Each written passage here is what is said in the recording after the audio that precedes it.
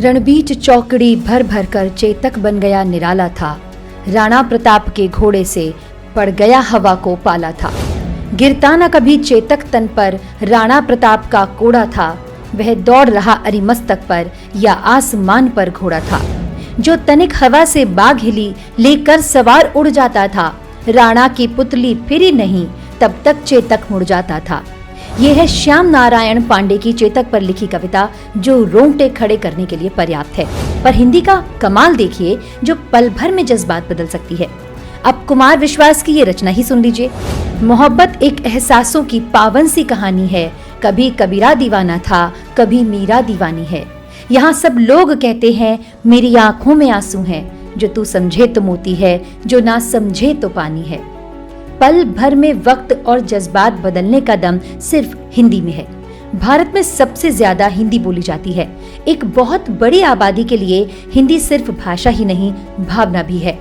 हिंदी को बढ़ावा देने और हिंदी के महत्व को ज्यादा से ज्यादा लोगों तक पहुंचाने के लिए हर साल 14 सितंबर को हिंदी दिवस मनाया जाता है।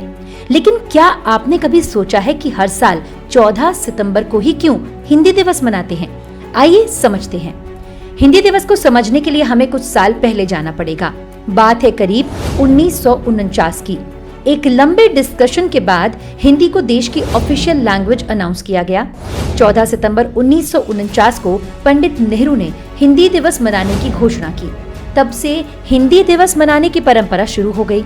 हिंदी दिवस मनाने की परंपरा को लेकर एक और बात कही जाती है। कहा जाता है कि पहली बार साल 1953 में राष्ट्रभाषा प्रचार समिति ने सुझाव दिया था कि हिंदी दिवस मनाया जाना चाहिए।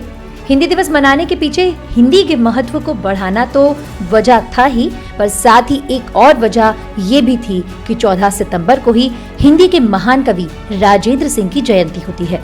कवि राजेंद्र सिंह संस्कृतविद, इतिहासकार और हिंदी के प्रकांड विद्वान रहे थे।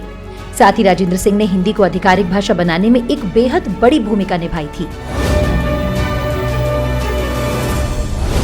इंग्लिश, स्पेनिश और मंडेरिन, इस सब के बाद पूरी दुनिया में हिंदी सबसे ज्यादा बोली जाने वाली भाषा है। भारत के कई राज्य ऐसे हैं जहां पर हिंदी बोली जाती है और कई राज्य ऐसे भी हैं जहां हिंदी के अलावा अन्य भाषाएं बोली जाती हैं। पर भारत के बाहर की बात करें तो Nepal, Mauritius, Fiji, Pakistan, Singapore, Bangladesh जैसे देशों में हिंदी का खूब प्रयोग किया जाता है। आज सबसे बड़ा दुर्भाग्य ये है कि हिंदी भाषा अपने ही घर में दोयम दर्जे की बन चुकी है। पर संवैधानिक रूप से देखें तो हिंदी की स्थिति बहुत अच्छी है। संविधान के अनुच्छेद 343(1) के मुताबिक हिंदी भारत देश की राजभाषा है। हिंदी भाषा को बढ़ावा देने के लिए संविधान के पार्ट 17 चैप्टर 4 के अनुच्छेद 351 में खास तरह के निर्देश दिए गए हैं। पर संवैधानिक अधिकार और अंग्रेजी हुकूमत के खत्म हो जाने के बाद भी हमारे देश की एग्जीक्यूटिव, जुडिशरी और लेजिस्लेचर के ज्यादातर दफ्तरों में ही अंग्रेजी में ही काम होता है। फिलहाल इंग्लिश में मॉडर्नाइजेशन के नाम पर जिस तरह से पश्चिमी संस्कृति को बढ़ावा दिया जा रहा है, उससे भारतीय संस्कृति बेहद ज्यादा प्रभावित हो रही है। भाषा के इस आदान प्रदान में भारत का फायदा कम और नुकसान ज्यादा हुआ है। Bureau report, भारतश्री।